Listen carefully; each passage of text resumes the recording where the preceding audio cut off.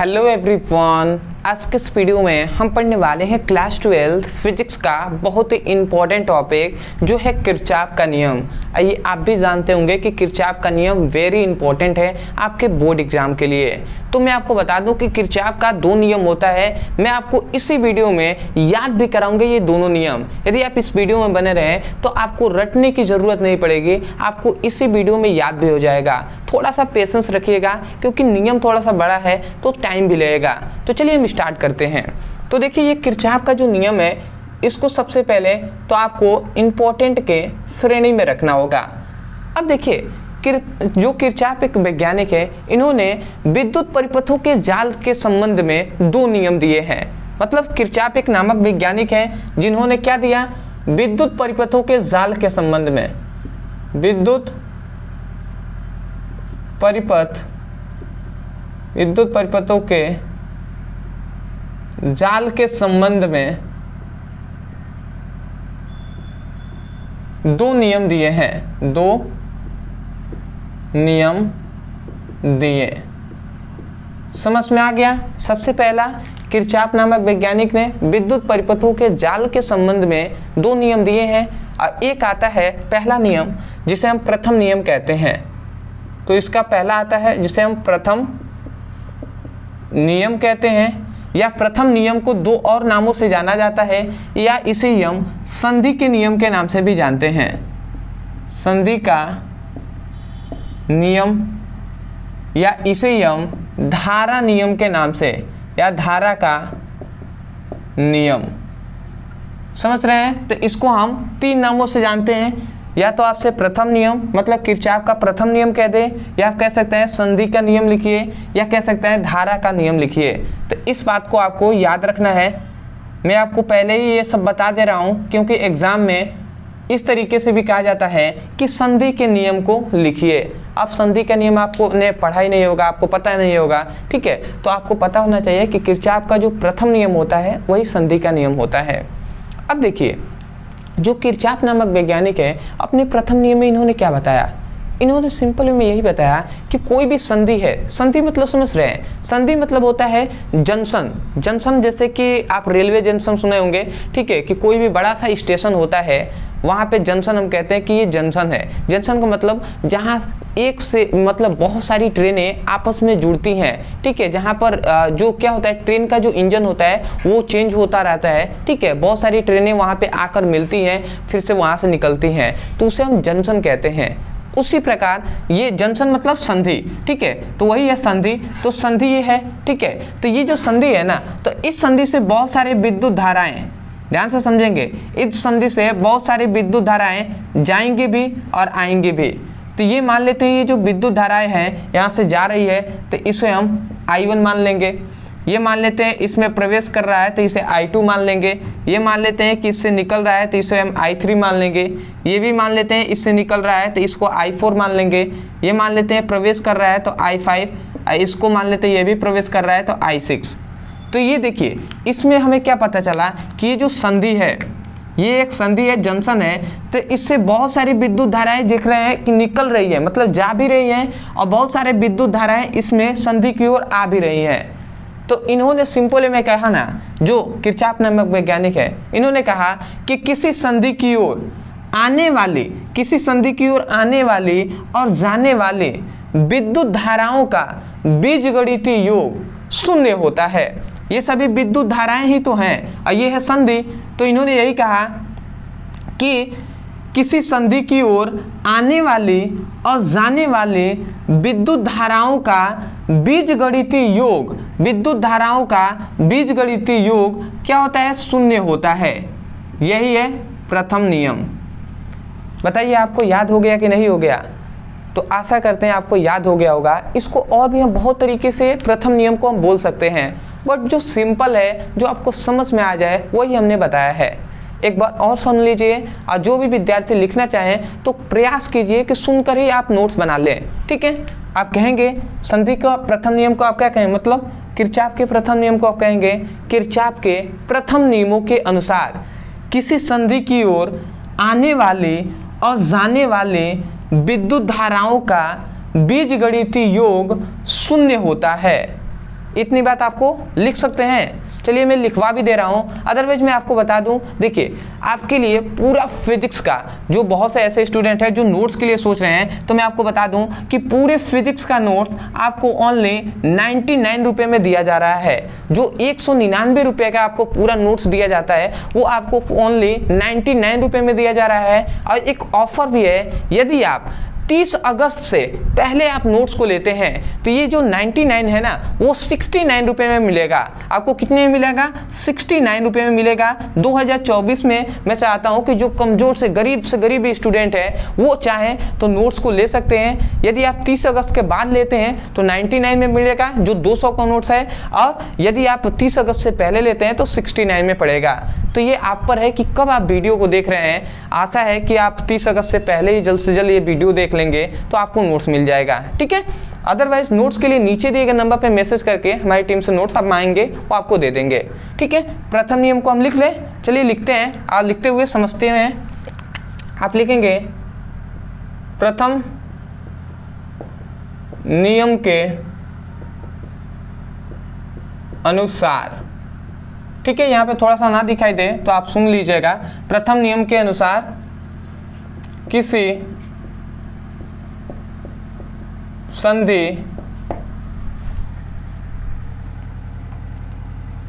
संधि की ओर आने व जाने वाली विद्युत धाराओं का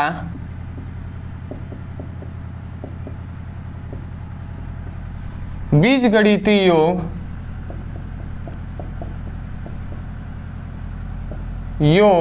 क्या होता है? शून्य होता है, ठीक है। अब देखिए किरचॉफ का जो नियम है ना ये उतना इंपॉर्टेंट है, मतलब नियम तो इंपॉर्टेंट है, आपके बोर्ड एग्जाम में पूछा जाता है, परंतु इसका फायदा तब होगा जब इसका चिन्ह परिपाटी आपको पता रहेगा। नहीं तो अदरवाइज इस पर जब न्यूमेरिकल आपसे पूछा जाएगा तो आप नहीं बना पाएंगे। तो चिन्ह परिपाटी भी हम समझ लेते हैं। थोड़ा सा मैं यहाँ पे चिन्ह परिपाटी आपको बता दे रहा हूँ। मैं चिन्ह परिपाटी को शॉर्ट में ही लिखूंगा, ठीक है, क्योंकि ये सभी थोड़ा सा लिखने पे थोड़ा बड़ा हो जाएगा, उतना समय है नहीं, ठीक है। तो मैं आपको समझा रहा हूँ, आप चाहें तो बना भी सकते हैं इसका नोट्स, ठीक है, सुनकर ही। देखिए चिन्ह परिपाटी में सबसे पहले चिन्ह परिपाटी का प्रथम नियम है कि ध्यान से समझेंगे कि ये जो संधि है तो संधि की ओर जो विद्युत धाराएं आ रही हैं, संधि की ओर आ रही हैं, मतलब संधि की ओर आने वाली विद्युत धाराएं हैं उसे हम क्या लेते हैं? उसे हम पॉजिटिव लेते हैं, मतलब उसे हम धनात्मक लेते हैं। जो संधि की ओर आती हैं उसे हम हमेशा धनात्मक लेते हैं, और जो संधि से जाती हैं, संधि से निकल रही है विद्युत धाराएं, उनको हमेशा हम ऋणात्मक लेते हैं। तो जो निकल रही हैं मतलब जाने वाली जो विद्युत धाराएं हैं, जाने वाली जो विद्युत धाराएं हैं उसे हम क्या लेते हैं? उसे हमेशा हम ऋणात्मक लेते हैं। दो बातें आपने समझ लिया। तो देखिए इससे हमें एक फॉर्मूला में मिलता है। देखिए यहाँ पे I1 है, I1 निकल रहा है ना संधि से, तो इसे हम -I1 लेंगे, ठीक है। देखिए I2 है, संधि की ओर जा रहा है, तो इसे हम +I2 लेंगे। फिर से देखिए ये बाहर निकल रहा है तो I3 को हम माइनस ले लेंगे। फिर से ये संधि से बाहर निकल रहा है, इसे भी हम माइनस ले लेंगे, ठीक है। ये देखिए I5 संधि की ओर जा रहा है, I6 है, ये भी संधि की ओर जा रहा है, तो इन दोनों को हम प्लस ले लेंगे I5 और प्लस I6। इनका बीजगणितीय योग शून्य होता है तो हमने 0 लिख दिया। अब आप समझ सकते हैं कि यहाँ पे देखिए ये माइनस है, ये माइनस है और ये माइनस है, ये सभी माइनस को हम बराबर को उधर भेजते हैं। तो यहाँ से हमें क्या मिलता है? इधर I2 बचा और फिर से I5 बचा और फिर से I6 बचा, ये चला गया तो I1 इधर माइनस है, 0 को उधर जाएगा, मतलब बराबर के इधर तो प्लस हो जाएगा ना। फिर से ये I2 हो जाएगा, सॉरी I3 ना, I3 और ये I प्लस I4। तो देखिए यहाँ से आपको ये एक फॉर्मूला मिला, इस बात को भी आपको याद रखना है, ठीक है। अब देखिए इसको हम ऐसे भी कह सकते हैं कि किरचॉफ के प्रथम नियमों के अनुसार किसी संधि की ओर आने वाली विद्युत धाराओं का बीजगणितीय योग संधि से निकलने वाली विद्युत धाराओं का बीजगणितीय योग के बराबर होता है। तो इसीलिए हमने कहा था कि नियम को हम बहुत तरीके से बोल सकते हैं, बट जो सिंपल है, आसान है, वो हमने आपको बताया है। आशा करते हैं आप इसको याद कर लेंगे। अब आते हैं हम द्वितीय नियम पे। फिर भी मैं एक बार और बता दूं, मैंने आपसे कहा था, विश्वास दिलाया था कि आपको इसी वीडियो में नियम याद हो जाएगा। नियम के लिए मैं आपको बता भी दे रहा हूं। आप कहेंगे, यहाँ से एक बार और सुन लीजिए, आप कहेंगे किरचॉफ के प्रथम नियमों के अनुसार किसी संधि की ओर आने वाली और जाने वाली विद्युत धाराओं का बीजगणितीय योग शून्य होता है। और चिन्ह परिपाटी आपको पता चल गया कि जो संधि की ओर आएंगे वो विद्युत धाराएं प्लस में लेंगे, धनात्मक होंगी, और जो संधि से निकलेंगी विद्युत धाराएं उसे हम ऋणात्मक लेंगे। और नोट्स के लिए आप जानते हैं कि नीचे दिए जो नंबर हमने दिया था, ठीक है, उस पर आप मैसेज करके आप नोट्स के लिए कहेंगे तो वो आपको पूरे फिजिक्स का नोट्स आपको देंगे, जहां से आप अच्छे से पढ़ाई अपना कर सकते हैं। ठीक है, अब बोर्ड एग्जाम में तो बहुत ही हेल्पफुल होगा आपके लिए, क्योंकि उसमें बताया गया है कैसे आप उसको लिखेंगे, नोट्स से आप देख कर सीख भी सकते हैं। आते हैं दूसरा। अब आते हैं हम द्वितीय नियम, मतलब किरचॉफ का द्वितीय नियम है, उसको हम देख लेते हैं। द्वितीय नियम। अब द्वितीय नियम को भी हम बहुत सारे नियम के नाम से जानते हैं। इसे हम लूप के नियम के नाम से जानते हैं, मतलब इसे हम लूप का नियम, इसे हम बंद जाल का नियम। आप सुनते जाइए इसको कितने नामों से जाना जाता है। बंद जाल का नियम, या इसे हम बोल्टता का नियम के नाम से भी जानते हैं। बोल्टता का नियम। तो आपने समझ लिया कि जो किरचॉफ का द्वितीय नियम है, आप देख सकते हैं कि इसे कितने नियमों के नाम से जाना जाता है। पहला है लूप का नियम, बंद जाल का नियम, या इसे बोल्टता का नियम। अब इसमें से कोई भी तरीके से आपसे पूछ सकता है, कह देगा कि बोल्टता का नियम लिखिए। अब आपको पता होगा कि बोल्टता का नियम का मतलब किरचॉफ का द्वितीय नियम ही पूछा जा रहा है, तो खासकर इस नामों को याद रखेंगे। ठीक है, अब आते हैं, देखिए जो द्वितीय नियम है ना, ये द्वितीय नियम, प्रथम नियम था ये फिगर पे आपका था, परंतु जो द्वितीय नियम है ये आपको फिगर पे और प्लस फॉर्मूले पर है। इसलिए मैं थोड़ा सा गणितीय रूप बताऊंगा और वहां से द्वितीय नियम को मैं आपको याद कराऊंगा, क्योंकि द्वितीय नियम थोड़ा बड़ा है। तो देखिए, एक मैं परिपथ यहाँ पे बना ले रहा हूँ, पहले इसको हम समझ लेते हैं। मैं यहाँ पे एक परिपथ बना रहा हूँ।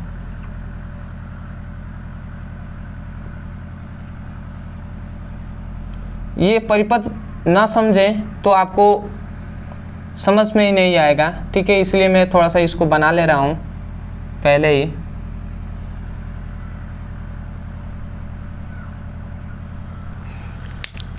समझते जाना है। यहाँ पे हमने एक प्रतिरोध लगा दिया, यहाँ पर भी हमने एक प्रतिरोध लगा दिया, और यहाँ पर भी हमने एक प्रतिरोध लगा दिया, और यहाँ पर हमने एक सेल लगा दिया, यहाँ पर भी हमने एक सेल लगा दिया। ठीक है, इतनी बात आपने समझ लिया। अब देखिए ये प्रतिरोध है, इसको हम R1 मानते हैं, इसको हम R2 और इसको हमने R3 मान लिया। ठीक है, और ये दो सेल हमने लगाया है, तो इस सेल को I1 हम मानते हैं, इस सेल को I2 हम मानते हैं। ठीक है, और उसके बाद यहाँ पर देख रहे हैं तो इसको A मानेंगे, इस बिंदु को हम B मानेंगे, इसको आप C मान लीजिएगा, इसको आप D मानेंगे, इसको E मानेंगे और इसको F, ये हमने मान लिया ऐसे। अब ध्यान से आप समझेंगे तो देखिए यहाँ पर आपको बंद जाल दिखाई दे रहा है, दो बंद जाल है। पहला बंद जाल का मतलब एक A B C D A, ये एक बंद जाल दिखाई दिया, A B C D A, ये एक बंद जाल दिखाई दिया, और दूसरा बंद जाल है C D E F C, ये दो आपको बंद जाल दिखाई दे रहे हैं। तो यहाँ पे मान लेते हैं, यहाँ पे यही बताया गया, मान लेते हैं कि यहाँ से जो I1 है, जो ये क्या है, I1 क्या है, सेल है ना, तो इससे मान लेते हैं I1 धारा प्रवाहित हो रहा है, और जो E2 सेल है इससे मान लेते हैं कि I2 धारा प्रवाहित हो रहा है। तो यहाँ पे केवल यही आपको बताया गया कि किसी बंद जाल, मतलब बंद जाल A B C D A में, ठीक है, तो हम लिखते हैं यहाँ पे। अब देखिए यहीं से आपको याद करना है, बंद जाल A B C D A में, ठीक है, अब समझिएगा यहाँ पे कहा जा रहा है बंद जाल A B C D A में, ठीक है। तो बंद जाल ए बी सी डी में यहाँ पे यही बताया गया कि उस परिपथ में प्रवाहित धारा तथा किसी परिपथ में, मतलब बंद जाल मतलब विद्युत परिपथ के बंद जाल ए बी सी डी में प्रवाहित धारा तथा उसके संगत प्रतिरोध, प्रवाहित धारा तथा उसके संगत प्रतिरोध के गुणनफल का, देखिए इसके भी यहाँ पे R2 लिख देंगे। देखिए ये बंद जाल में ये I1 I2 दोनों आ जा रहा है ना, क्योंकि A B C D A है। तो यहाँ पे यही कहा गया कि विद्युत परिपथ में, विद्युत परिपथ के बंद जाल में, ध्यान से समझेंगे, विद्युत परिपथ के बंद जाल A B C D में प्रवाहित धारा तथा उसके संगत प्रतिरोध के गुणनफल था बीजगणितीय योग। यहाँ पे हम बीजगणितीय योग कर रहे हैं, परंतु ऋणात्मक हम चिन्ह दे रहे हैं। बीजगणितीय योग उसमें प्रवाहित मतलब उसमें लगे सेलों के विद्युत वाहक बलों के बीजगणितीय योग के बराबर होता है। अभी आपको याद नहीं हुआ होगा, मैं समझ रहा हूँ, ठीक है, बट ये नियम आपको रट्टा मार कर तो याद नहीं होगा, यहीं से आपको समझना होगा। देखिए हम यहीं से पूरा, हमको भी नियम याद नहीं है, मैं जानता हूँ मुझे नियम याद नहीं है, बट मैं बताया ना आपको, कैसे बता रहा हूँ, क्योंकि मुझे ये जो क्या है परिपथ है, ये जो फॉर्मूला है ये हमें पता है और इसी से हम आपको बता रहे हैं। इसलिए आपको भी नियम याद नहीं करना है, आपको परिपथ और ये फॉर्मूला याद करना है। तो हम यही कह रहे हैं कि मान लेते हैं यहाँ पे A B C D है, मतलब A B C D A ये एक बंद जाल है। तो इसमें हमने यही कहा कि बंद जाल मतलब किसी विद्युत परिपथ के बंद जाल A B C D में प्रवाहित धारा तथा उसके संगत प्रतिरोध। अब I1 का संगत प्रतिरोध है R1, I2 का संगत प्रतिरोध है R2। तो यही हम कह रहे हैं कि उसमें प्रवाहित धारा तथा उसके संगत प्रतिरोध के गुणनफल, यहाँ पे गुणा ही ना हो रहा है, देख रहे हैं तो गुणा हो रहा है। तो हम यही कह रहे हैं कि उसमें प्रवाहित धारा तथा उसके संगत प्रतिरोध के गुणनफल का बीजगणितीय योग उसमें लगे सेलों के विद्युत वाहक बलों के बीजगणितीय योग के बराबर होता है। समझ गए? आशा करते हैं आप समझ गए होंगे। बट एक आपको प्रॉब्लम आ रहा होगा, आप कह रहे होंगे सर बीजगणितीय योग कह रहे हैं और यहाँ पे ऋणात्मक लिख रहे हैं, वो भी हम आपको समझाएंगे, चिन्ह परिपाटी से वो हम आपको बताएंगे। पहले तो आप नियम तो याद कीजिए।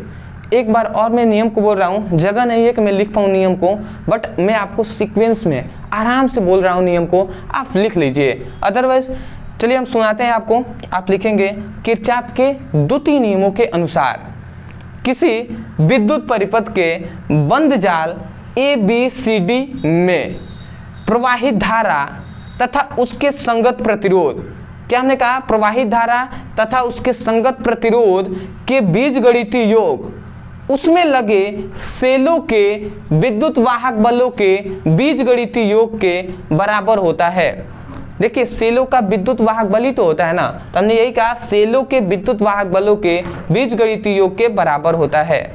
आशा करते हैं आप सुनकर याद कर लिए होंगे, ठीक है।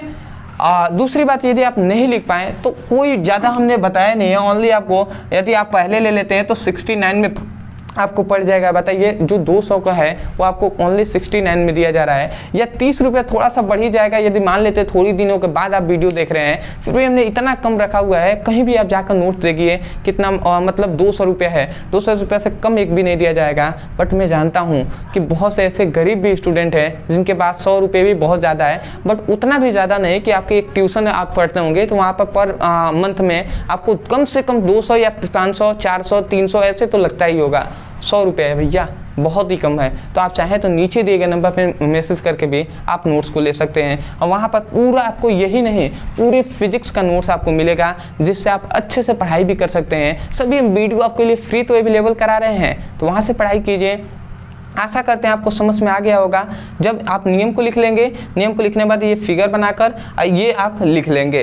दूसरी बात, आप सोच रहे होंगे कि इसका चिन्ह परिपाटी क्या होगा, वो भी हम आपको बता दे रहे हैं। चिन्ह परिपाटी का मतलब ये होता है कि इसको हम एक रास्ता मानते हैं। अब रास्ते में मान लेते हैं, इसमें यही चिन्ह परिपाटी में बताएगा कि ये एक रास्ता है, तो इस रास्ते में यदि आप दौड़ते हैं, इस रास्ते में आप दौड़िए और जैसे आप दौड़ेंगे तो देखिए धारा इधर बह रहा है और आप इधर दौड़ रहे हैं। तो यदि आपके दौड़ने की दिशा धारा की दिशा के विपरीत हो, मतलब आप इस दिशा में दौड़ रहे हैं और धारा इस दिशा में बह रहा है, तो इसका मतलब दौड़ने की दिशा धारा की दिशा के विपरीत हो तो उसे हम क्या लेते हैं, उसे हम ऋणात्मक लेते हैं।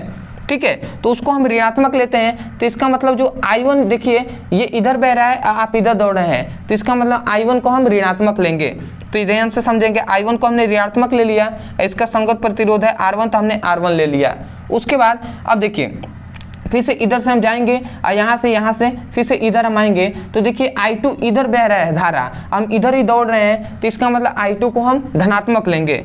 तो ये हम प्लस ले लिए, I2 R2 लिख दिया हमने। ठीक है, इक्वल टू का हमने चिन्ह दे दिया। और दूसरा चिन्ह परिपाटी ये है, सेलों के लिए दूसरा चिन्ह परिपाटी है कि मान लेते हैं, देखिए आप ये हम जानते हैं इतनी बात, जो बड़ा डंडा होता है उसे हम धनात्मक मानते हैं और जो छोटा वाला डंडा होता है उसे ऋणात्मक मानते हैं।